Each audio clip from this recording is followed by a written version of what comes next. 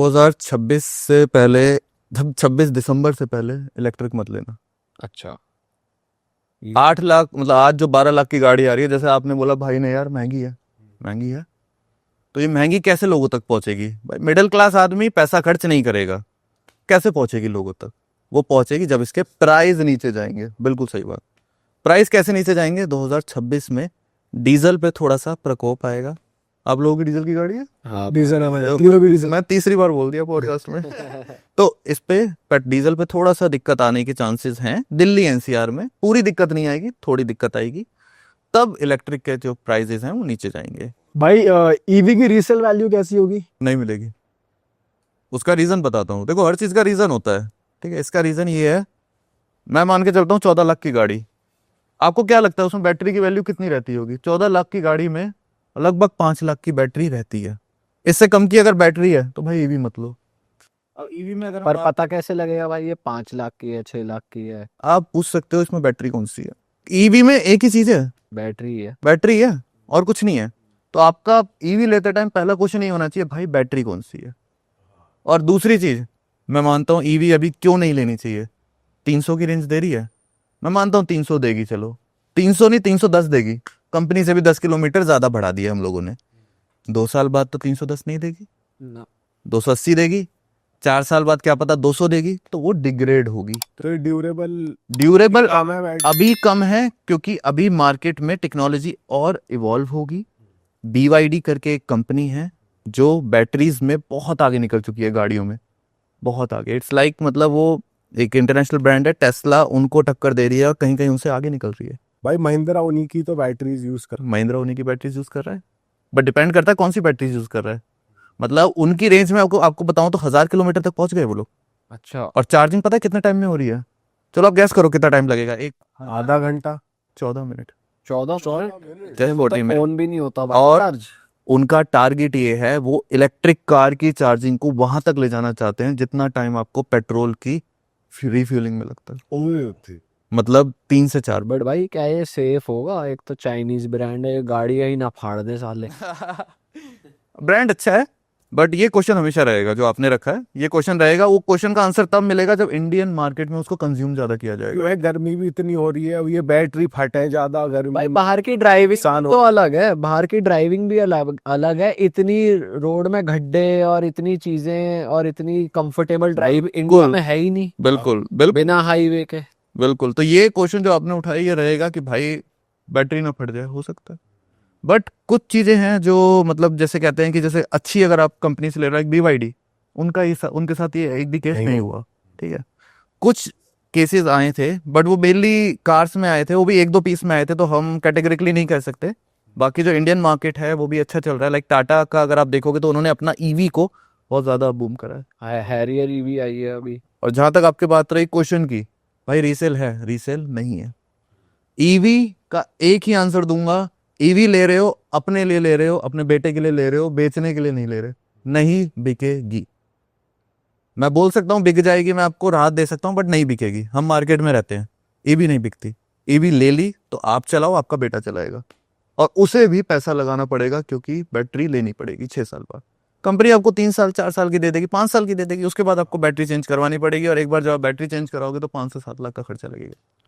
जो महंगी hybrid cars है उनमें जो बैटरीज होती है वो सही होती है? हाइब्रिड कार में इतना ज्यादा बैटरी पे ना वो उस कहते हैं डिपेंड नहीं रहती, क्योंकि हाइब्रिड रहता है आपका फ्यूल भी रहता है, तो वो सेफ है, उसमें बैटरी पे इतना लोड नहीं पड़ेगा। बट इलेक्ट्रिक पे तो बैटरी है। भाई आजकल सबसे नंबर 1 कार कौन सी चल रही है वैसे आप देख रहे हो रीसेल वाइज, प्री ओन्ड और न्यू में, दोनों में बता दो, 20 लाख के नीचे नीचे कैटेगरी में। तो प्री ऑन में सिडैन में एक नाम बता रहा हूँ भाई, छूटते ही ले लेना, वरना अच्छी गाड़ी है। नई बजट बन रहा वरना का, भाई होंडा सिटी ले लो। नई बजट बन रहा होंडा सिटी का, भाई डिजायर ले लो। और अगर तब भी बजट नहीं बन रहा तो भाई फिर सेडान पे मत जाओ, फिर आ जाओ हैचबैक पे। हैचबैक पे भाई एक ही गाड़ी का नाम लूंगा, वो मैं क्या, वो तो बादशाह भाई भी बोल चुके हैं भाई, स्विफ्ट से बढ़िया कोई गाड़ी नहीं है।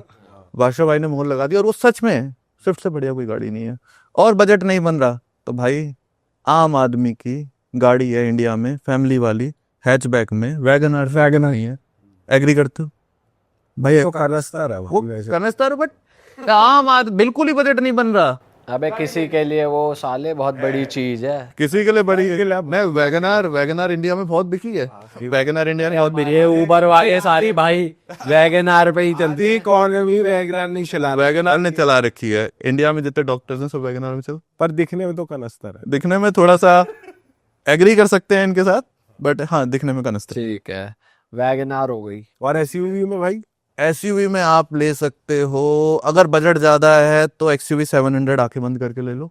उसका रीजन बताता हूँ। प्री-ओन्ड या न्यू बता। प्री ओन्ड में अवेलेबल आई है अभी इंडिया, दिल्ली एनसीआर में अभी 150 खड़ी है एक्सयूवी 700।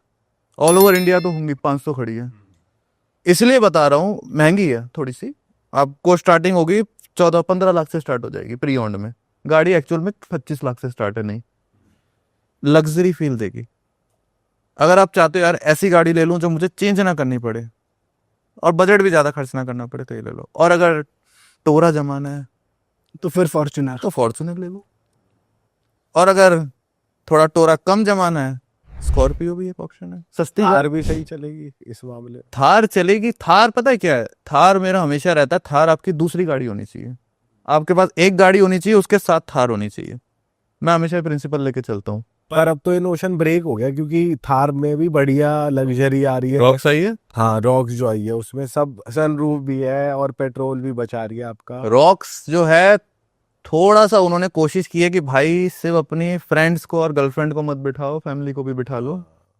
कंफर्ट में थोड़ा सा कहीं ना कहीं अभी लैग कर रही है, बट थोड़ा सा लैग कर रही है, बट इतना नहीं, बट इतना चलेगा, ले सकते हो रॉक्स।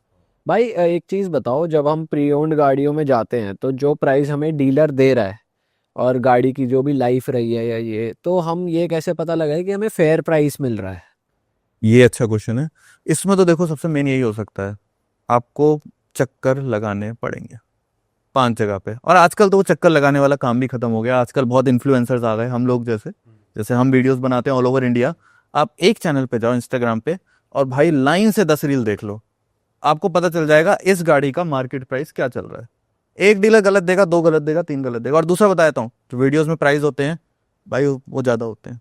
वो भी टू मैं ही वीडियोस बना रहा हूँ और मैं ही बता रहा हूँ, वीडियोस के प्राइस ज्यादा बोले जाते हैं क्योंकि कस्टमर जब आता है तो वो नेगोशिएट ये तो भाई इंडिया का रूल है भाई, आप कोई भी चीज बिना नेगोशिएशन के ले ही नहीं सकते। तो यहाँ तसल्ली नहीं आई, रेट तो टूटना है। रेट टूटना है। और भाई कितना टूट जाता है अगर प्री ओन्ड के केस में बात करें तो? एक रकम लेके चलते हैं 10 लाख, 10 लाख की बात करते हैं। 10 लाख की गाड़ी है, अगर अच्छा बार्गेन कर सकते हो तो उसको 8 लाख में भी ले जाओगे, क्योंकि डीलर ने वो गाड़ी 5.5 की खरीदी है ना, 5.5-6 की। भाई कुछ कुछ जो बड़ी ब्रांड्स हैं, जो महंगी ब्रांड है जैसे ऑडी है, ये नई गाड़ी में भी इतना डिस्काउंट दे देता है, तो वो लोग कैसे इतना डिस्काउंट दे रहे हैं?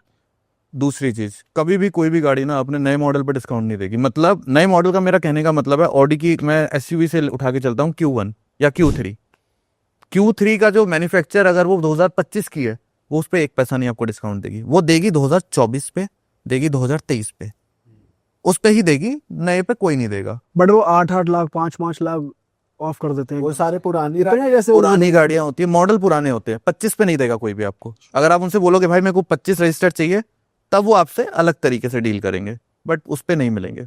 पुरानी गाड़ियों की बहुत ऐसे, क्योंकि देखो सारा स्टॉक नहीं बिकता। पर जब क्लोजिंग करनी होती है उनको तब तो वो कर देते हैं। वो 25 तारीख वाला सीन बता रहे हो हाँ। आप कि गाड़ी लेने जा रहे हो तो 25 तारीख को लेने जाओ। 25 तारीख को, या फिर जैसे मार्च खत्म हो गया भाई, ईयर एंड आ गया, तो वो निकलवा देते हैं भाई। भाई गाड़ी बेचनी है भाई, कैसे भी करके पैक करके निकलवा। हाँ ऐसा होता है, बट डिस्काउंट उन्हीं गाड़ी पे मिलेगा मेनली जो उस साल की नहीं है। आप खुद जाकर चेक करना, बाकी जितने भी जा रहे हैं। और कुछ मैं आपको एक बताता हूँ, आजकल कुछ ऐसे डीलर्स आ गए हैं जो कंपनी से 2023 की और 24 की गाड़ियां खरीद लेते हैं अनरजिस्टर्ड। ये मैं प्री ओन्ड की बात बता रहा हूँ। इसमें आपका फायदा क्या है? क्योंकि सबसे मेन जो लोग सुन रहे हैं उन्हें भाई अपना फायदा चाहिए। आपका फायदा है, कंपनी में आपको वो गाड़ी उतने डिस्काउंट पे नहीं मिलेगी जितना ये लोग दे देंगे।